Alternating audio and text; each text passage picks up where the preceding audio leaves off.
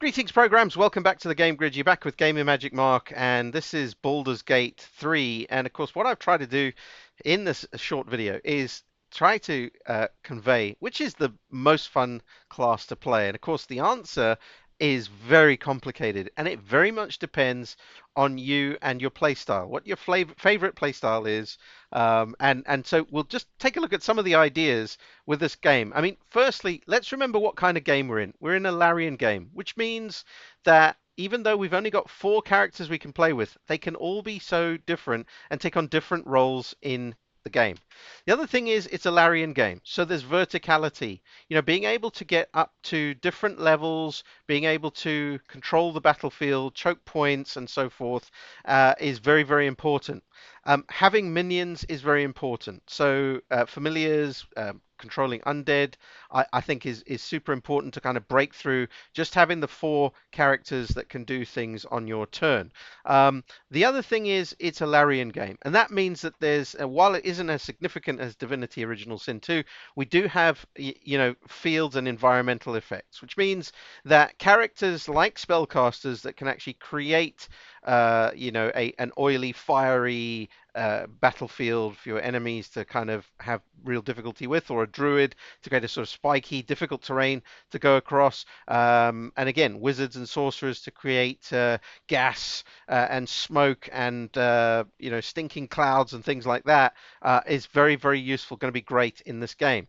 I also really like characters where I can break through the single main action and single bonus action. So, for example, a rogue thief. I know rogues probably don't feel like they're getting a lot of love, but actually, that rogue thief and being able to have multiple actions, at least bonus actions, big deal for me.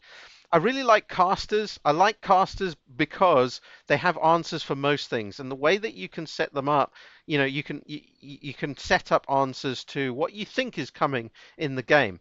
I love having casters that, for example, are able to Misty Step, and we see some of the even some of the other classes are going to potentially have access to these teleporting type abilities. In Divinity Original Sin 2, I made sure most of my characters could fly and or teleport across the battlefield, and they also had controlling abilities like to turn things into chickens and whatever.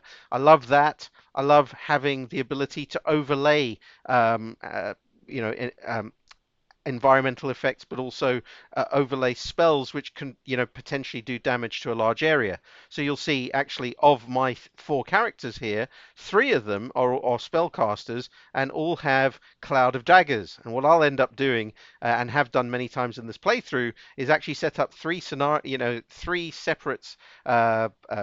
spellcasters, the three characters with the Cloud of Daggers effect overlapping, and then that's really causing mischief for a clump of enemies who are grouped around my tank, who is the Oathbreaker Paladin here.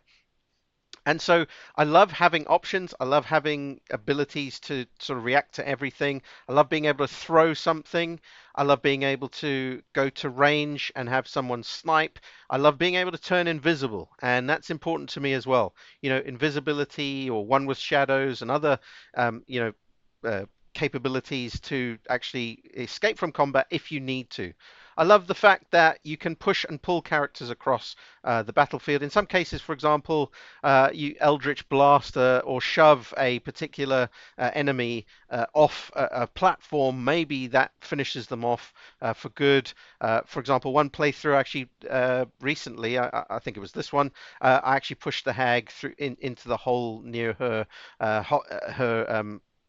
cottage, and that was the end of it. And this is the kind of thing we want to be able to do: is have options, have as many abilities as we can to call upon. Just for example, throwing a smoke powder bomb could be absolutely crucial in your combat, where, for example, you're outnumbered. There are many scenarios where, for example, in the goblin camp. You've got a massive amount of goblins. They're all taking, multiple turns, peppering you with stuff. Well, if you can pull them together or separate them, that's a good thing to do. And then if we can AoE them, that's also a great thing to do. And again, the Cloud of Daggers, awesome for that, is, focus down a group of enemies right to begin with, and then create some space for you to dominate a position on the battlefield. So any characters that really give us that capability. Now, if we were to look at, for example, obviously tomorrow we've got that panel from Hell happening. I'm excited to hear more from there, especially around hopefully a bit more on the multi-classing, see some examples of that. I think that's where I'm going to end up. I'm going to have multi-class characters because I can never choose one particular character. I like to have all the options. Some of the exciting subclasses that we've seen already. I mean, obviously, the main class that was added, Monk. I'm going to be trying that straight from the word go. I wish we had it in early access, so for the next few weeks I could just try out some of the the capabilities of it before we get going. Not a tabletop player, so I haven't really played Monk before. Tabletop player from 40 years ago, sure, but not these days. And so I'm just going to have to go on how Larian has implemented them, but I'm excited to try at least the open hand and the four elements. From a druid perspective, the spores druid sounds awesome. We get the almost like an animate dead type of ability. The Gloomstalker Ranger, everyone is going on about how good that is. I'm excited to try that. Um, I think from a rogue perspective, it's difficult for me to see past the thief because of the extra bonus action. And there's I think there's a helm or some kind of headwear that actually gives you a third bonus action in the game. I've had it a few times, just can't remember the name of it. And tell me in the comments below if you can remember what it's called. That gave my thief rogue three bonus actions. It was so much that I could do. I loved that. Obviously, it's only certain scenarios like being under 50% hit points. Um, but again, I love the ability to have multiple things that I can do every turn. The Paladin, the Vengeance Paladin, I think is going to cure some of the issues that folks have been having when they've tried Ancients and Devotion Paladin, and then they've managed to break their oath without even really knowing about it. The Swords Bard is going to be exciting. I think combat focused bard that really rewards combat, and melee focused characters while being able to buff those around you, while being able to control the battlefield and cast spells. That sounds very, very exciting to me. Warlock, I love the Warlock for so many reasons, and of course, it's an interesting spellcaster. The Eldritch Blast is awesome for me, and I also love the familiars, especially the Imp, as I say. And so Warlock is also exciting for me there. A lot of people saying if you can multi-class Sorcerer with Warlock, you're off to a great start. I think that's exciting to try. And from the, one of the best things is from these subclasses, Cleric and Wizard. With Cleric with the domains, Wizard with the schools, they're going to play so differently, and it just means that if you decided, okay, your main is going to be a wizard, well, you can then try necromancy, you can try conjuration. How will a divination wizard with portent be different?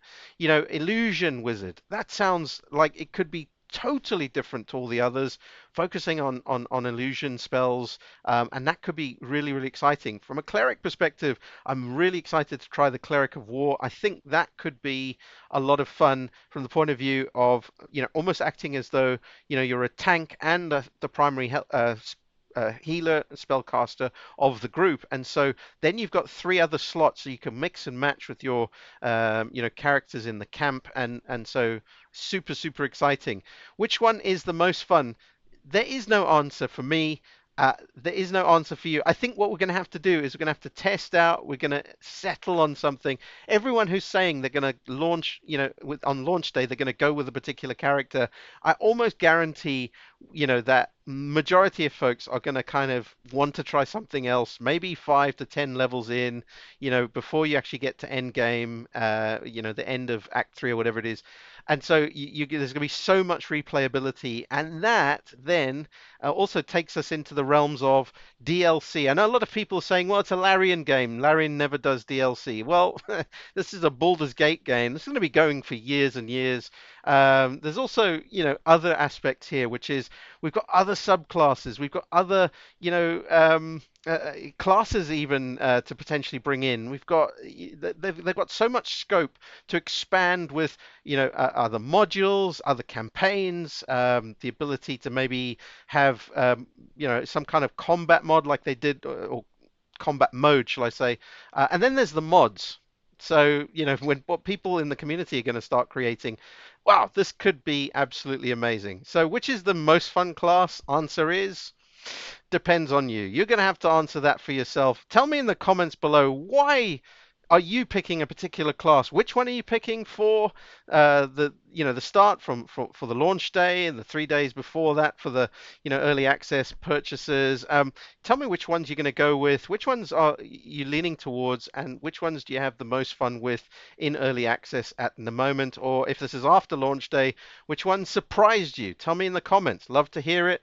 Thanks so much for watching as always, and see you next time.